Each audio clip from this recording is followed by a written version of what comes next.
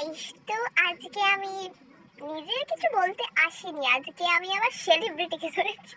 মানে আমি শুধু ভাবছি এরকম বুড়ো বয়সেও মানে দেখলে অতটা বোঝা যাবে না, তো তাও আমির খান আবার বিয়ে করছে। মানে ভাবা যায় এরকম কনফিডেন্স জীবনে আমার দরকার। এসবই নয়, জীবনে এগিয়ে যাওয়ার পথে। এসবের পরে আমি আমার বান্ধবীকে বলতে চাইছি, দেখ রে কিছু শেখ।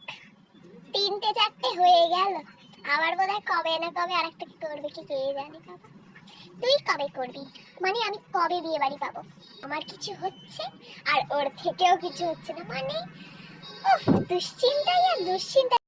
আর তার প্রাক্তন বউগুলোকেও বলিহারি, বাবা রে বাবা, আমাদের এখানে বাঙালি মতো হলে না ঝাঁটা পেটা করতো, পারলে মেরেই ফেলতো।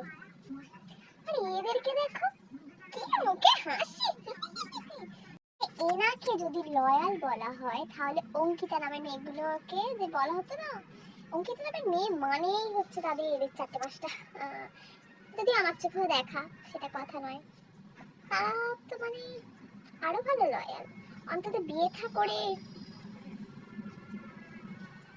নয়, বয়ফ্রেন্ড হচ্ছে, ছাড়ছে, ধরছে, একজনের সাথে দুজনের সাথে।